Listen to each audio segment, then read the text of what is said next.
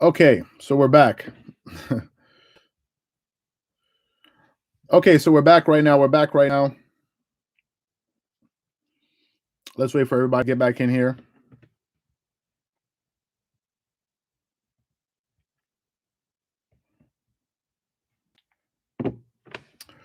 Okay, let's wait for everybody to get back in here again. I don't know what's going on with this with these lives. I think some people are experiencing this too. So I don't know. I don't know what the issue is. It's happening to some people on YouTube too. I don't know what's going on with these lives. So let's give it like 30 seconds and then we start again. I'm just going to talk through the computer so we don't waste too much time here. Let's give it 30 seconds or let's give it one more minute to allow everybody to catch up again. He said they're trying to stop me. Let's give it a little bit. Let's give it like 1 minute and then allow people to get back in here and then we'll get going. Just make sure you guys hit the likes and then and then we'll get started. Let's give it like 1 minute and then we'll allow everybody to get back in here and then we get started. Yeah, sorry about that. I don't know what's going on. Okay, so we'll just start like this, and then the people that come in will catch on to the live as we're going. Okay, so as I was saying before we were cut off, in the previous live. So I watched the game yesterday, like everybody else did. I watched that game, and for those of you guys that have been following sort of our coverage of this series, talking about the Mavs and the Clippers, y'all know going into the preview. Going into the first to game one, I asked two questions going into that game. What did I say? The first question I had was, what are the lineups that the Clippers are going to be using? Because I said I don't know. Because Ty Lue has had this thing of playing random lineups that make no sense, number one. And number two, the second question I asked was, how was Paul George going to play going into the playoffs? That was the second question I asked, if you guys remember. Now, we watched that game yesterday. All of us did. And we were on Dreamerspro Max chatting during that game. For those of you guys who don't know, Dreamerspro Max is our online sports community. Marco's going to link it in the comment section. So if you guys want to sign up to that, you can sign up to that and be a part of these live chats for during the playoffs and get 7 days of access. A lot of people are signing up. So if you guys want to be a part of that, go ahead. We're going to link that in the description below. Anyway, so I was watching the game. And I was disappointed in that game from the beginning to the end. I was disappointed. I feel like that game was a wasted effort on Kawhi Leonard's part. Truly. Watching that game, Kawhi Leonard went out there, scored all those points, was efficient, by the way, because in game one, he wasn't very efficient.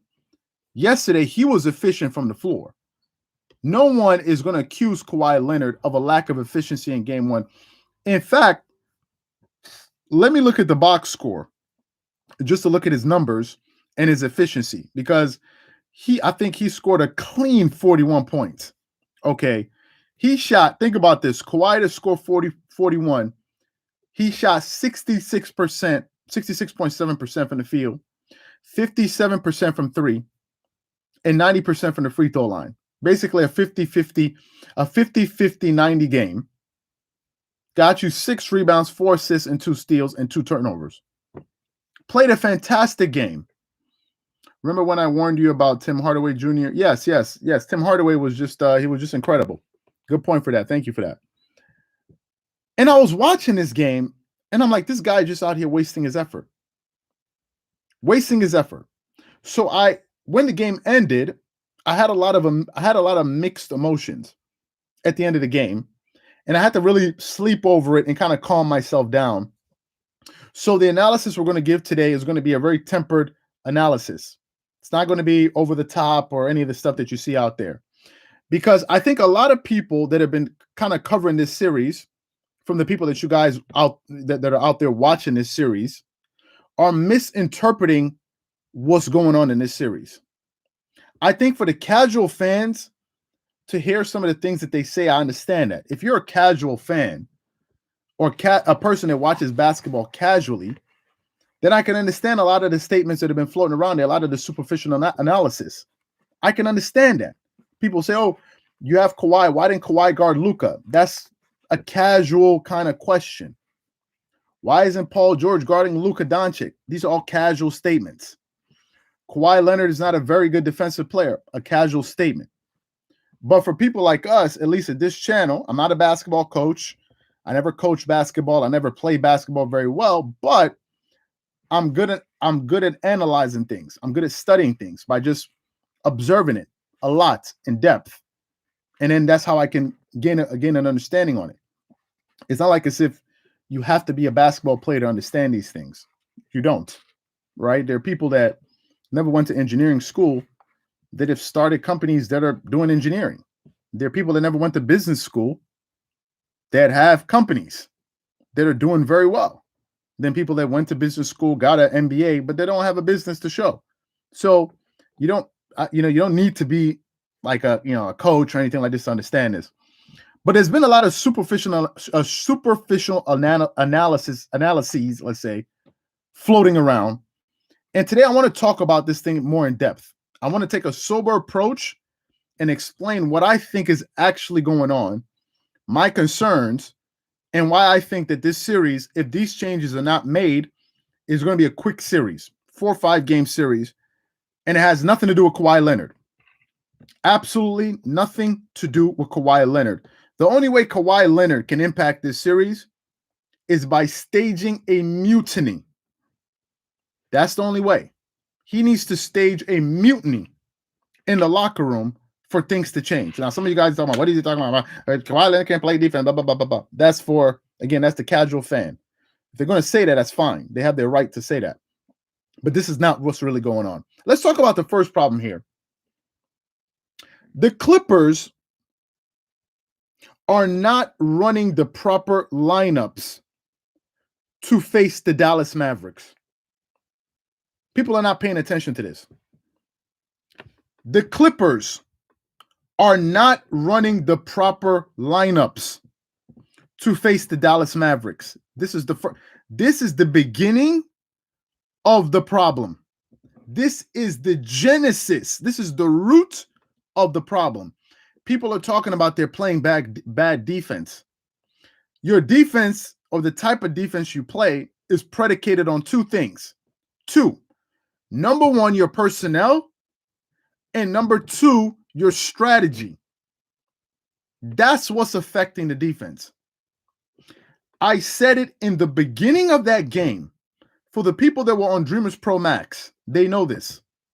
I said it. Why are they starting Ivica Zubac? That was my first question that I asked. Why are they starting Zubac? This was the first question I asked. And some people may say, are you trying to put it on Zubac? No. We're trying to analyze this game from a technical standpoint. I'm not going to give you guys a casual, superficial analysis. I think there's been enough of that today. Enough of, people are very, very, there's a lot of hyperbole floating out there. A lot of it. Oh, because of this, because of that. Blah, blah, blah, blah. Those guys don't know what they're talking about. Or they do know what they're talking about, and they're just not giving you the full picture. Zubac is the first problem. He is the first problem.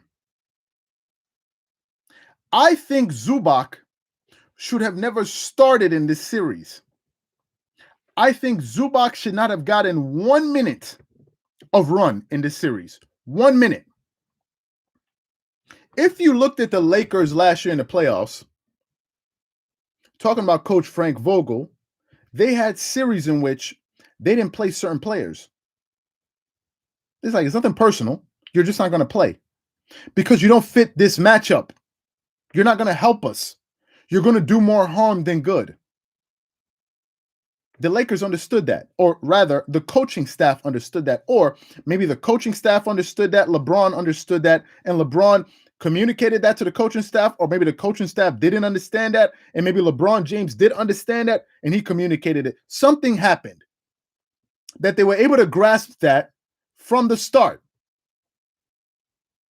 Zubac is hurting the Clippers. He's hurting them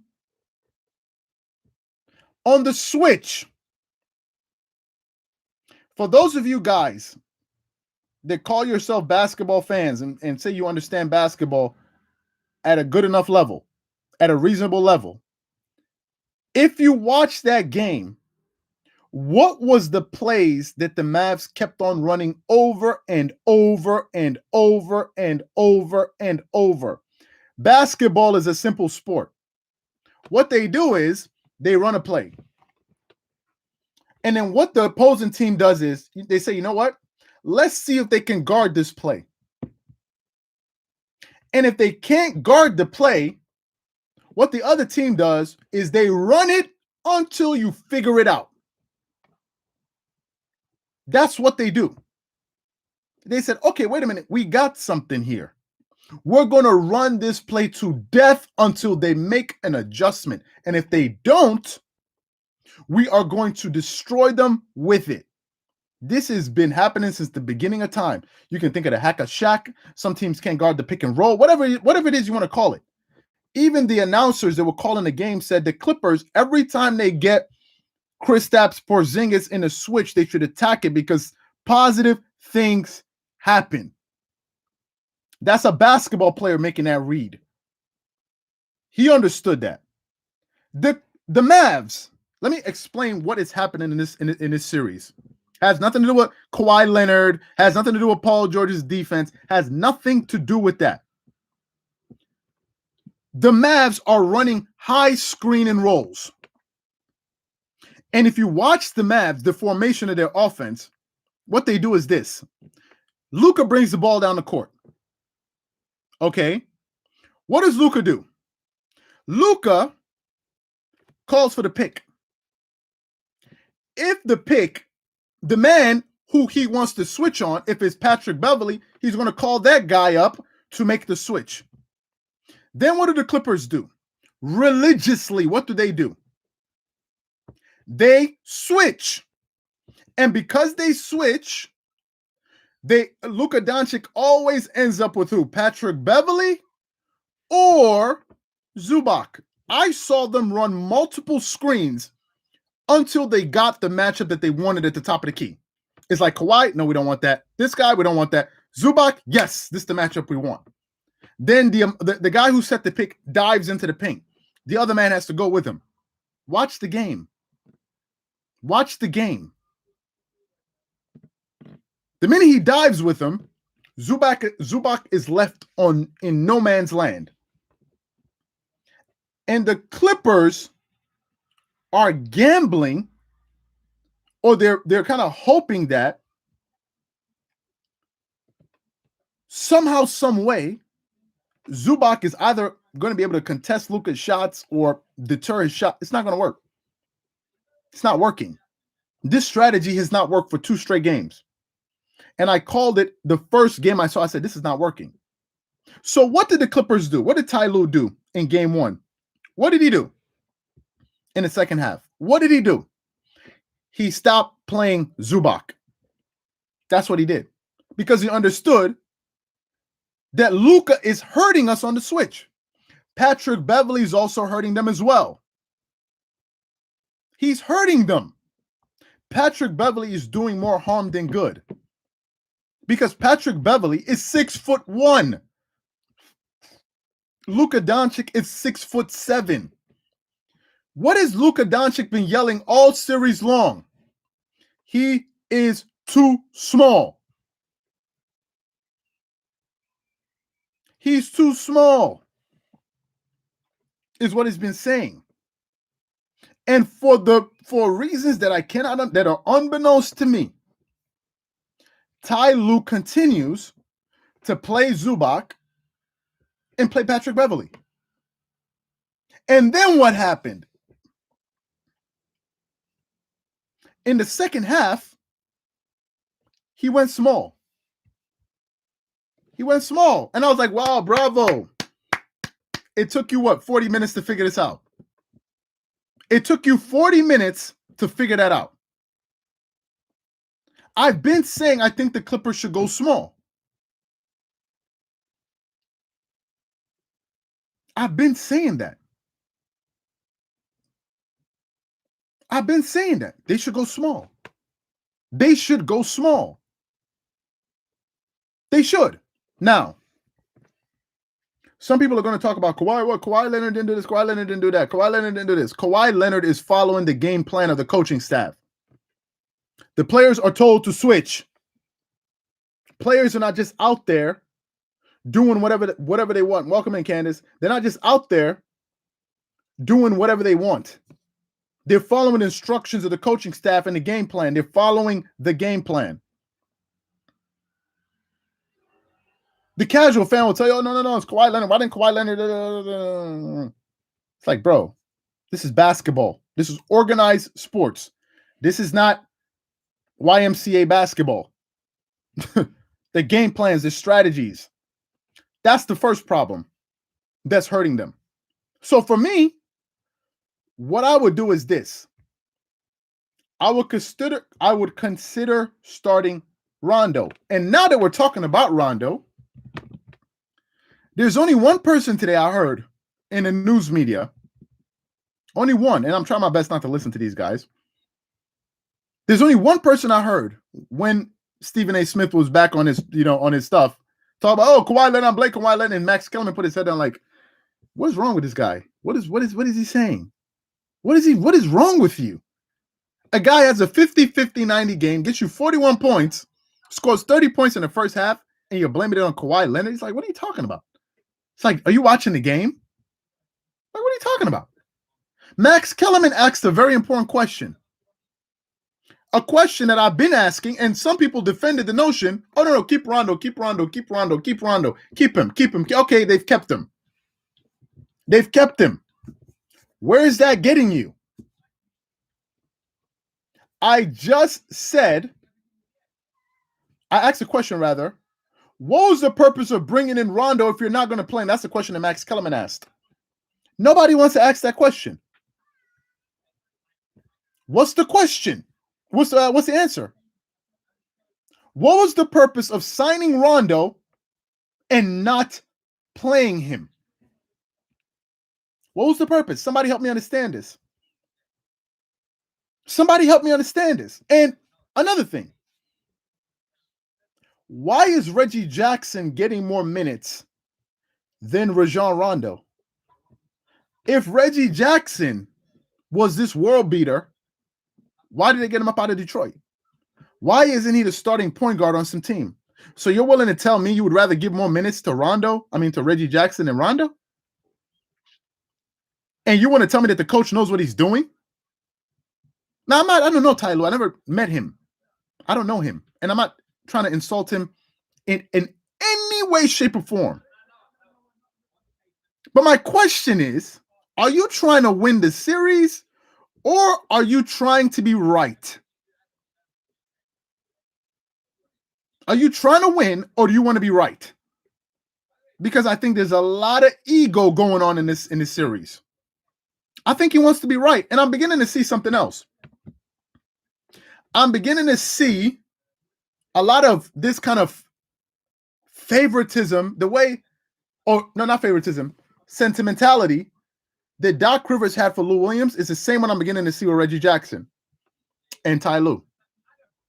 There's no good reason to play Reggie Jackson in this because he plays no defense. He gets nobody else involved.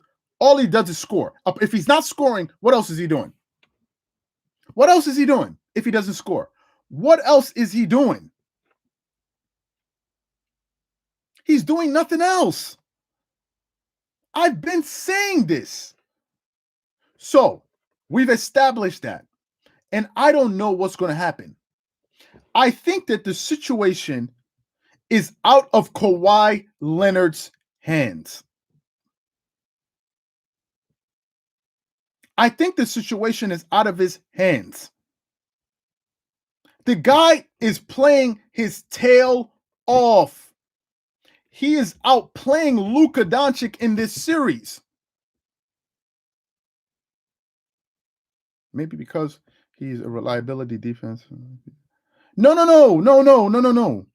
Kawhi is not guarding Luka because they're switching.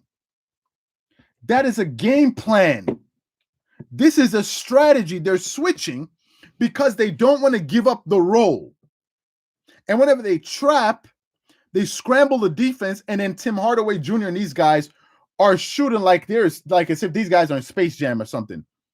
The Mavs are shooting at an unbelievable rate. I think the Clippers yesterday, if I look at their team stats, the Clippers from the three-point line, they shot 39%. Do you know what the Mavs shot from three? 53% from the field. How are you beating a team like that? They're shooting 53%. That's unprecedented efficiency from the three. They're shooting a lot. Look at the shot that Kristaps Porzingis shot. What defense do you play on that? What's the defense? Kawhi Leonard, that's him too? No. Now I know Shannon Sharp likes to put a narrative on Kawhi. I get that. Stephen A. Smith wants to put a narrative out on Kawhi. I get that. But if you look at Luka's numbers, Luka is putting up good numbers, but he has horrendous efficiency.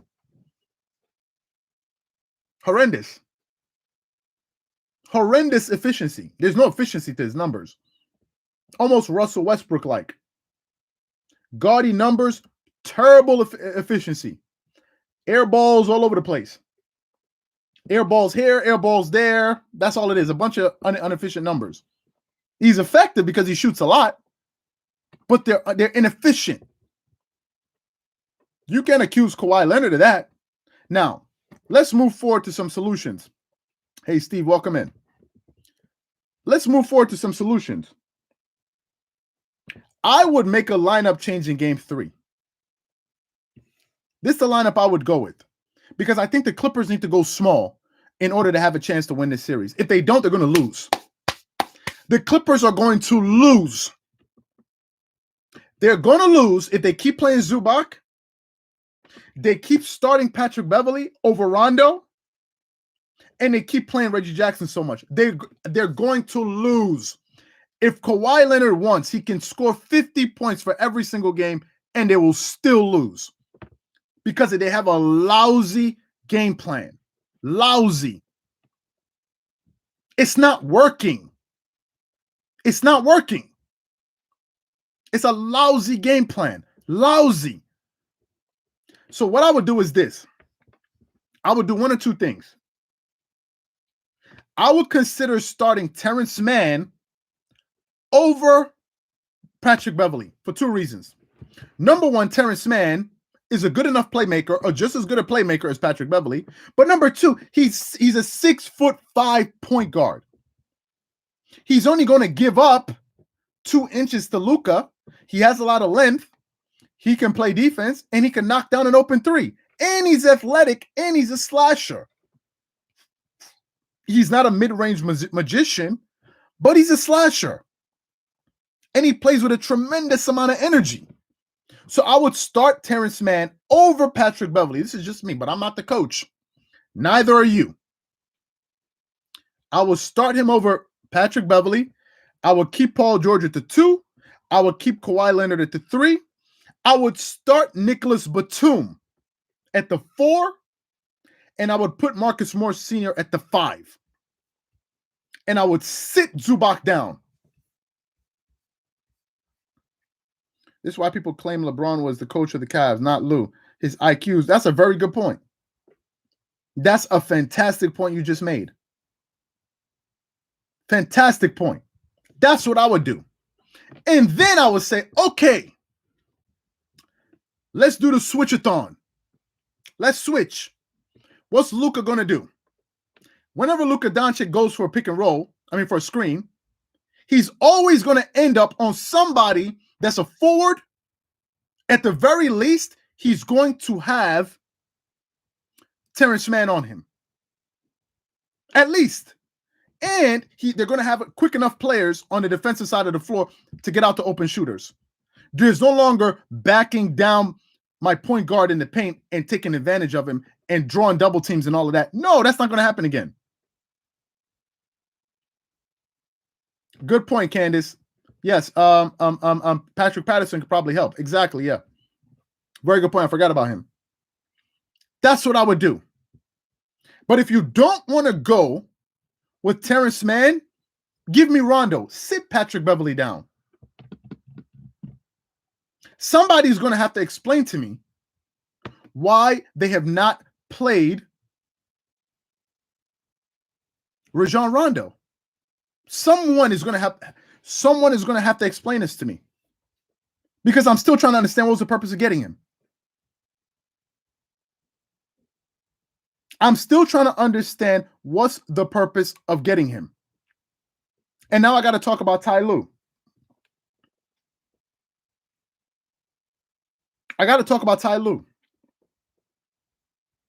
Ty Lue needs to change up his strategy because it's not working.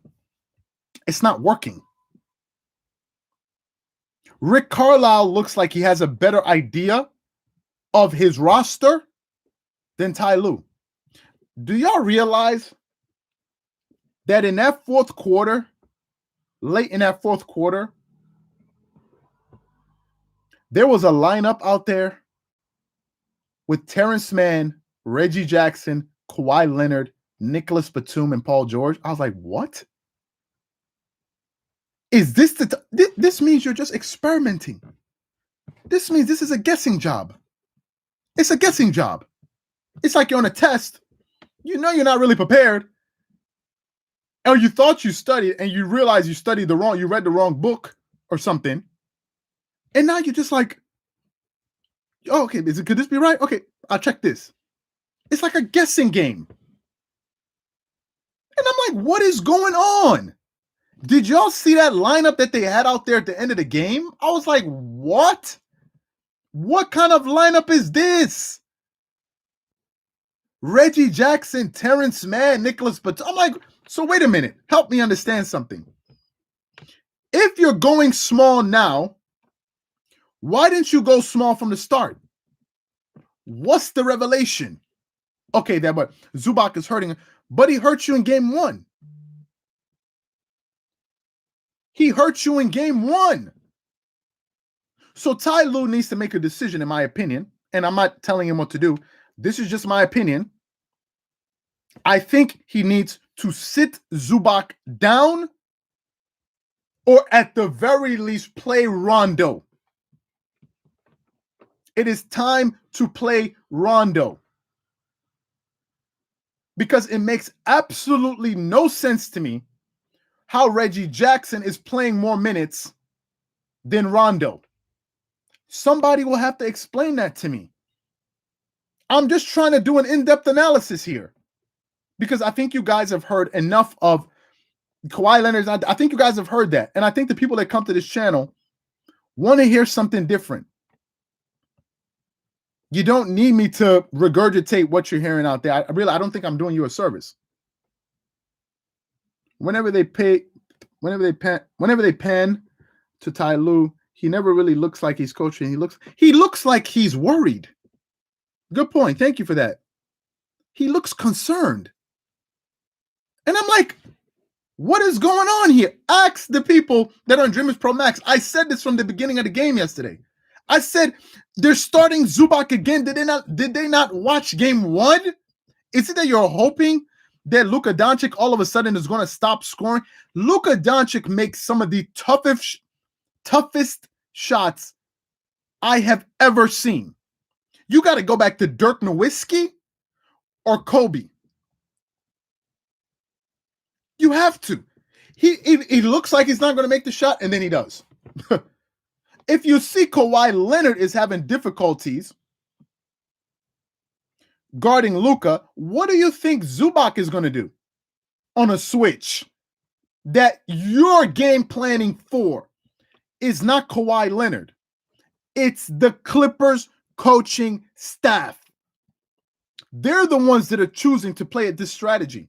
Kawhi Leonard is not picking the lineups. He's not. They're force-feeding passes to Zubac. He's dropping the ball. I keep telling you, bringing the ball. But we've already been down this road. So, Clipper fans, let me say this. 2 points I want to make, and then I'll let you guys get on with your day. 2 points. Just bear with me. Just 2 points, and then we'll close, because I know you guys are busy. First thing, actually, before I close, something we want to say. We want to thank you guys for all of your continued support on the channel. As you can see, we are about to cross 10,000 subscribers. We really appreciate that. 52.9%. It's insane. Exactly. Thank you for that. I said that earlier. It's insane. Thank you for that. This just sucks, man. I'm heartbroken. Don't feel bad, but I'm gonna give you something to kind of to ponder on. Don't feel bad, because at the end of the day, this is outside your control. It really is. You're not gonna go unless somebody knows Ty Lue is gonna call him. I don't think that's gonna happen. So let me just say this before I say my last 2 points. First of all, we want to thank you guys for sticking with us on this journey, because we're closing in on 10,000 subscribers, which is a milestone for us.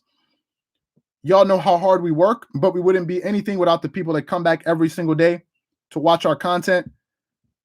We have a lot of people that come back every day to our content. We really, really appreciate that. None of this would have been possible without you guys. Let me just say that quickly.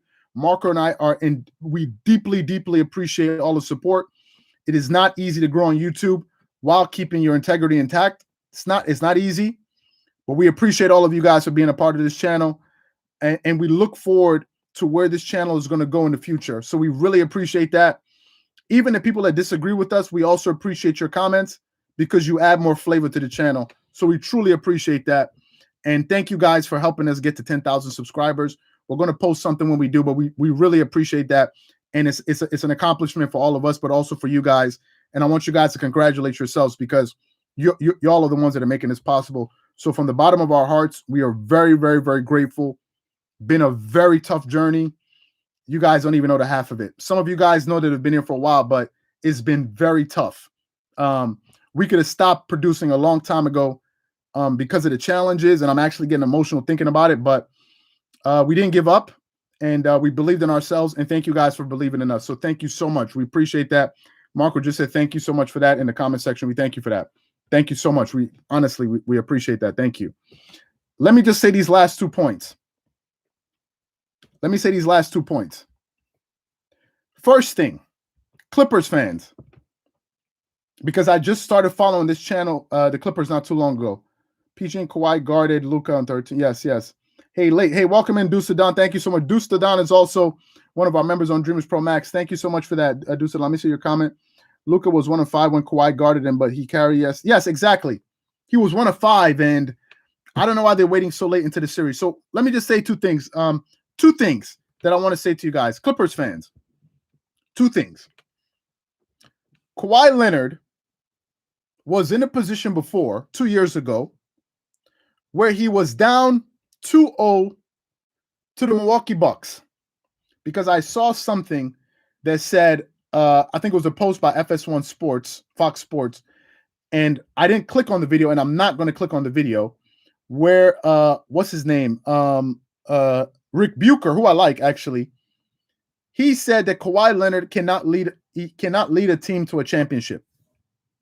Fine. 2 years ago, the Toronto Raptors were down 2-0 or 0-2, excuse me, to the Milwaukee Bucks. They were down 0-2 and they had home court. After game 1, people all but wrote the Clippers, the Kawhi Leonard off. In game 2, they completely wrote Kawhi Leonard off. Stephen A. Smith, everybody said the series was over. Paul Pierce, all of them.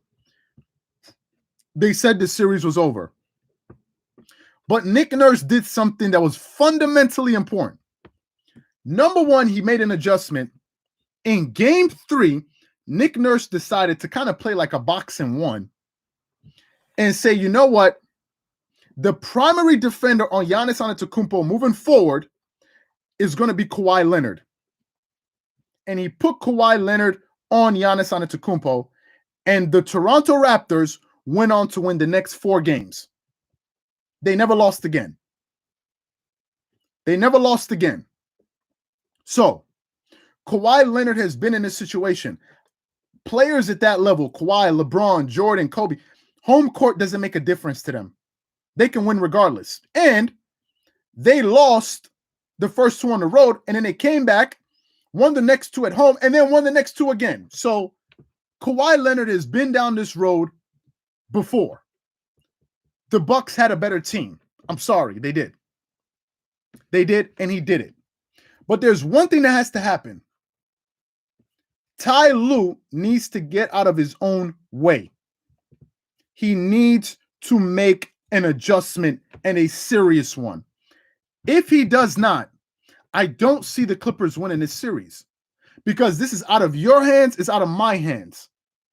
But from my analysis, I don't see how the Clippers are going to win this series if they continue to start Zubac, if they continue not to play Rajon Rondo. I don't see how they're going to do it unless they're waiting for what's his name? Tim Hardaway Jr. to all of a sudden cool off and need Maxi Kleber and all these guys to cool off. Then that's a gamble you're taking. So they need to make a switch. Nick Nurse had the presence of mind to realize, wait a minute, our game plan going into this series is not working. It's not working, so we're going to make an adjustment. He did. You clap for him. So that's the first thing. If they do that, I believe the Clippers can come back. Because remember, the Clippers still have Kawhi Leonard. Forget about what else everybody else is saying. He's a two-time champion, two-time finals MVP. All the comments that people are leaving doesn't change that fact. These people that are saying that about Kawhi don't like him. So what do you expect them to say? That's the first thing. The second thing that I want to say is if they lose this series in 5 games, 4 games, whatever it is, and Ty Lue does not make an adjustment, I think Kawhi Leonard, one or two things is going to happen. I think there's going to be a real possibility that he leaves. Truly. Because looking at the roster, there's some issues there. Number one, especially with players' health. And number two, Kawhi might look at the situation and say, wait a minute, what's the purpose of me coming back and doing this for a third time? What's the purpose? I bet Chauncey Billups is like, what the Ty Lue is doing. I'm sure Chauncey will talk to him, but Chauncey's there. He's there. He's part of the coaching staff.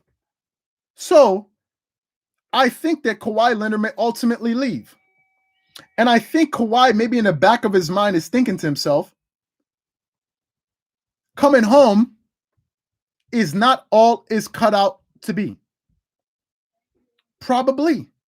Because you wanted to be home. Now you're home. But look at what home is bringing you. You forgot that the things that when you were home that used to annoy you are beginning to annoy you again. Yeah, you miss your moms, you miss your siblings. Yeah, you miss them for the first 2-3 hours is great. And that 4 hours later, they're already getting on your nerves. That's probably what's happening to him. That's probably what's happening to him. And it's a shame because his talent is being wasted. I think they're wasting his time. You cannot have a guy go out there, score 41 points, have a 50-50-90 game, and still lose. And you got people like Stephen A. Smith looking at himself with Kawhi Leonard. Stephen A. Smith is just talking. He's just talking. He's just there. He's just saying whatever it is. Whatever he has to say, he's saying. So something has to change. Something has to change. These are my thoughts. These are my thoughts. This is my honest analysis. If you guys enjoyed this analysis, please make sure you go ahead and share with somebody else that needs to see it. We appreciate that. Again, thank you guys that were part of this live. We appreciate that. Thank you guys for joining us. I see we got a lot of people in here. Thank you guys for joining us today. And we'll see what the channel is going to bring you tomorrow. We also have a good video coming out later on. A positive message that I think some of you guys are going to enjoy. So if you guys want to check that out, just stick around the channel and just keep your phone on point because the video is coming out later on tonight. Once again, thank you guys again for helping us. Thank you guys for helping us get to 10K. We really appreciate that. And we'll definitely catch you guys later. For the people that are on Dreamerspro Max, we'll definitely catch you guys again. Again, if you guys want to chat live with us during these games on Dreamerspro Max, make sure you go ahead and sign up to Dreamerspro Max. Get 7 days of access. Marco is going to link it in the description below here, so you guys can definitely check it out. And it's also going to be at the end of this live. Make sure you guys go ahead and do that. Thank you guys so much, and we'll catch you guys on the next episode. Peace out. Peace out. Have a good one.